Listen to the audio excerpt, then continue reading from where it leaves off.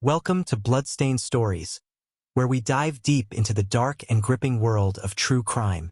I'm your host, Joseph, and today we're exploring one of the most sensational and heartbreaking cases of the 20th century, the Lindbergh Baby Kidnapping. In 1932, the 20-month-old son of famed aviator Charles Lindbergh was abducted from his family's home, sparking a nationwide manhunt and media frenzy. Join me as we uncover the details of the kidnapping, the investigation that ensued, and the controversial trial that captivated the world. Are you ready to journey into the heart of true crime? Let's get started. On the night of March 1, 1932, the world was shaken by the kidnapping of Charles Augustus Lindbergh Jr., the 20-month-old son of famed aviator Charles Lindbergh and his wife Anne Morrow Lindbergh. The abduction of the Lindbergh baby became known as the crime of the century, captivating the nation and leading to one of the most intense manhunts in American history. This tragic case exposed the vulnerabilities of even the most celebrated families and highlighted the dark side of fame. Charles Lindbergh, known as Lucky Lindy, had achieved international fame in 1927 as the first person to fly solo non-stop across the Atlantic Ocean. His feat made him a national hero, and his marriage to Anne Morrow, an accomplished author and aviator in her own right, only added to their public allure.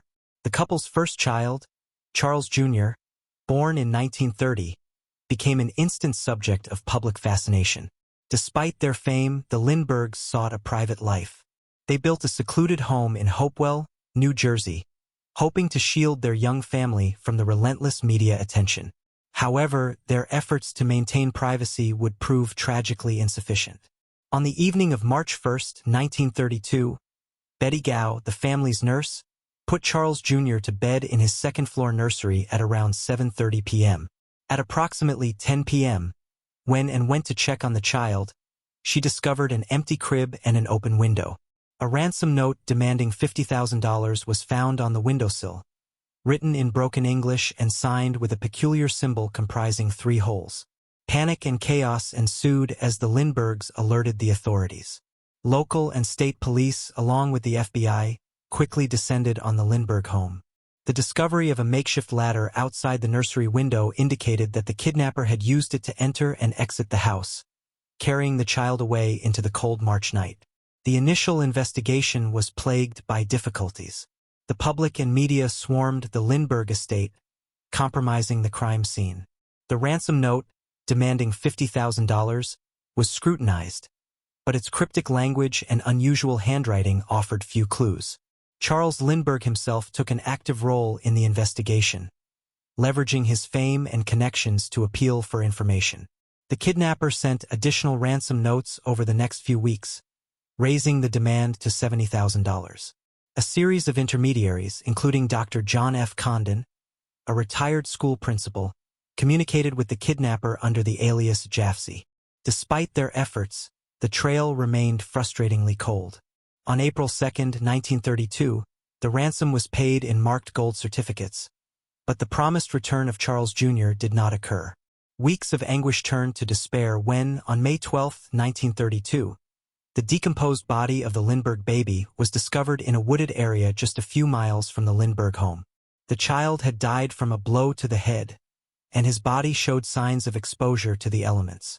For over 2 years, the case seemed to stagnate, despite exhaustive efforts by law enforcement. The breakthrough came in September 1934 when a marked gold certificate from the ransom payment was discovered in the Bronx. The certificate led investigators to Bruno Richard Hauptmann, a German immigrant with a criminal record. Upon searching Hauptmann's home, police found $14,000 of the ransom money hidden in his garage.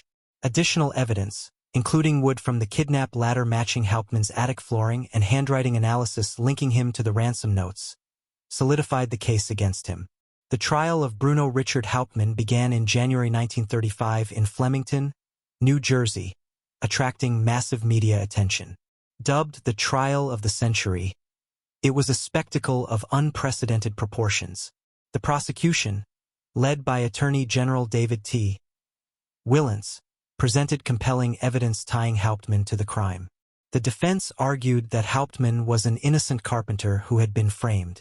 Despite the defense's efforts, the jury was convinced of Hauptmann's guilt.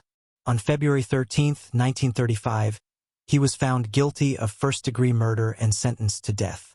Appeals and pleas for clemency, including claims of police misconduct and new evidence, failed to overturn the verdict.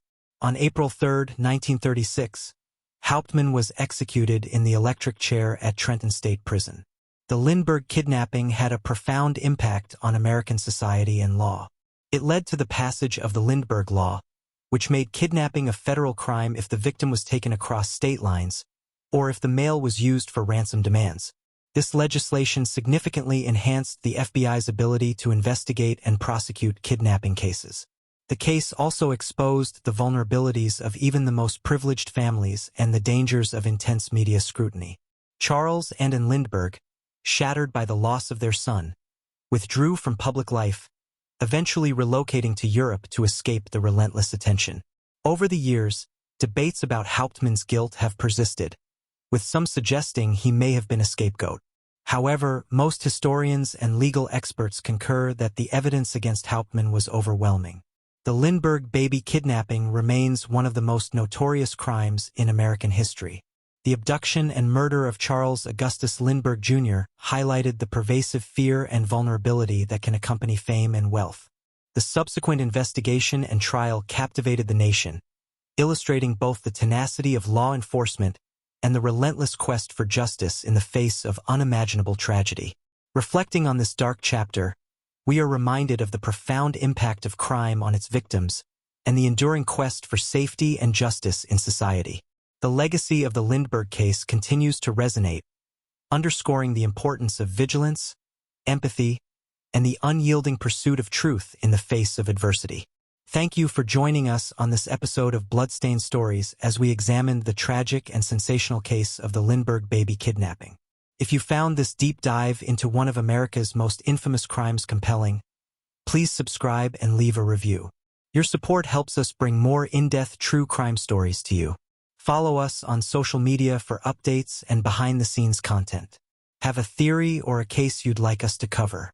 We'd love to hear from you.